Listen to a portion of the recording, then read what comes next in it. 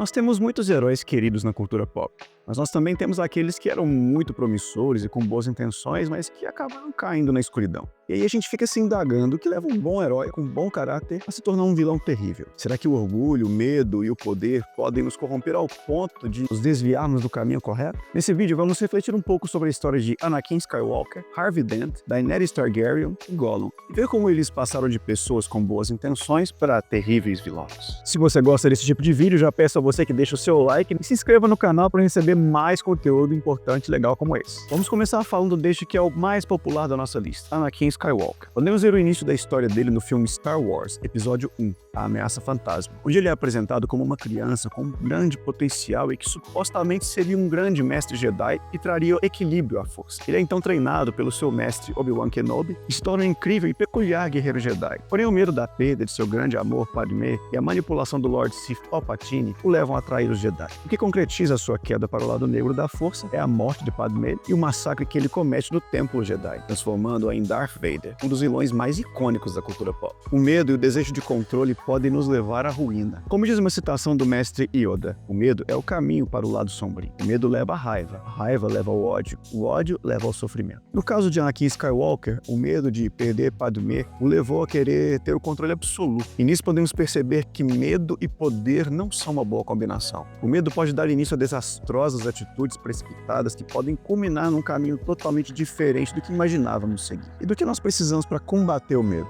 A confiança em algo maior do que nós. A Bíblia nos diz para confiarmos em Deus o tempo todo. Nós não temos o controle sobre todos os aspectos da nossa vida e nem conseguimos proteger a todos que amamos como gostaríamos o tempo todo. Por isso precisamos confiar em Deus e em seu amor sempre, sabendo que a vontade dele é sempre boa, perfeita e agradável, mesmo quando as coisas ruins acontecem ao nosso redor. O psicanalista Carl Jung certa vez afirmou: onde o amor impera, não há desejo de poder. E onde o poder predomina, há falta de amor. Um é a sombra do outro. Isso concorda e muito com o que podemos ler na primeira carta de João, que diz: o perfeito amor afasta todo medo. Se temos medo é porque tememos o castigo. E isso mostra que ainda não experimentamos plenamente o amor.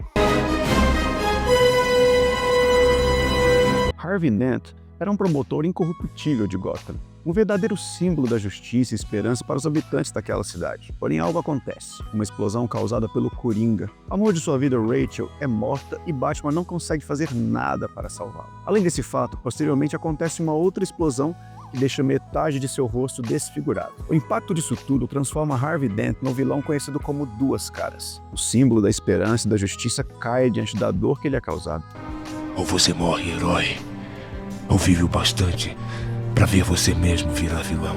Será que a dor e o sofrimento podem nos corromper, como aconteceu com Harvey Dent? Muitas pessoas se revoltam quando perdem um ente querido ou passam por um momento de dificuldade na vida. Porém, há outros que se tornam até melhores pessoas com sofrimento. Então, não há um padrão sobre isso. Como disse William Shakespeare, todo mundo é capaz de dominar uma dor, exceto quem a sente. Não dá para julgar a dor do outro, mas nós podemos decidir o que fazer com a dor que nos é imposta pela vida. Deixar que ela nos aperfeiçoe e nos torne pessoas melhores, mais sábias e empáticas, ou deixar que a revolta cresça dentro de nós e nos torne pessoas extremamente amargas. Só que falar é muito fácil, não é? Difícil é passar pelo momento com um turbilhão de pensamentos ruins invadindo a sua mente. Por isso é importante estar cercado de pessoas que te amam e podem ser um importante auxílio na sua caminhada. Momentos ruins chegam para todo mundo em alguma hora da vida e nunca é bom estar só. Por isso, confie em Deus, aceite a ajuda das pessoas e procure um profissional, se possível, para te ajudar a passar pelas estações difíceis da vida.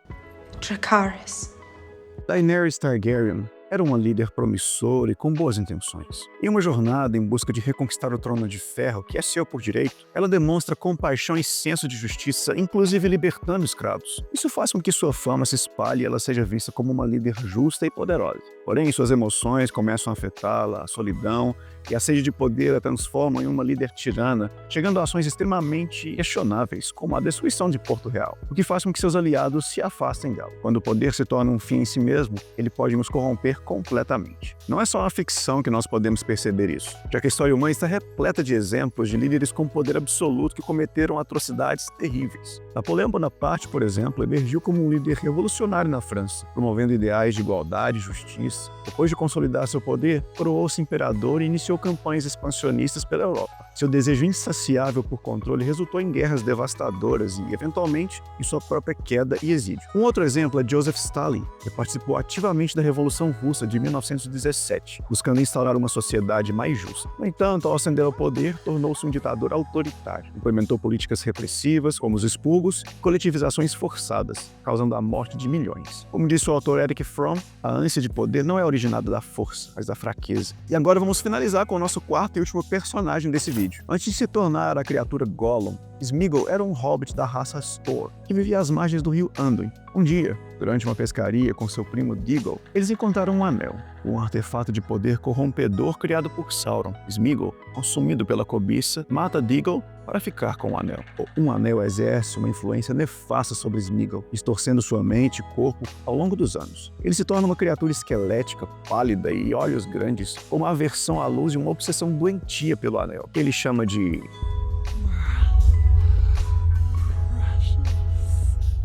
Dentro de Gollum, duas personalidades distintas lutam pelo controle. Sméagol, o Hobbit original, ainda existe em sua memória, representando o lado bom e a esperança de redenção. Gollum, a criatura corrompida pelo Anel, personifica o lado sombrio, a obsessão e a malícia. Essa dualidade é expressa em suas conversas consigo mesmo, as quais ele alterna entre as duas vozes. Isso ilustra e muito o que a carta de Paulo aos Gálatas diz sobre a nossa natureza humana. A natureza humana deseja fazer exatamente o oposto do que o espírito quer, e o espírito nos impele na direção contrária àquela desejada pela natureza humana. Essas duas forças se confrontam o tempo todo, de modo que vocês não têm liberdade de pôr em prática o que intentam fazer. Por isso digo, deixem que o espírito guie sua vida. Assim, não satisfarão os anseios de sua natureza humana. Há uma música muito legal da antiga banda Petra que diz: às vezes me sinto como o médico e o monstro. Dois homens estão travando uma guerra dentro de mim. A música se chama Jekyll and Hyde e faz referência à famosa novela Strange Case of Dr. Jekyll and Mr. Hyde, do autor Robert Louis Stevenson, de 1886. A história trata da dualidade da natureza humana, explorando os conflitos entre o bem e o mal que existem dentro de uma mesma pessoa. Todos nós temos uma inclinação para a maldade e precisamos lutar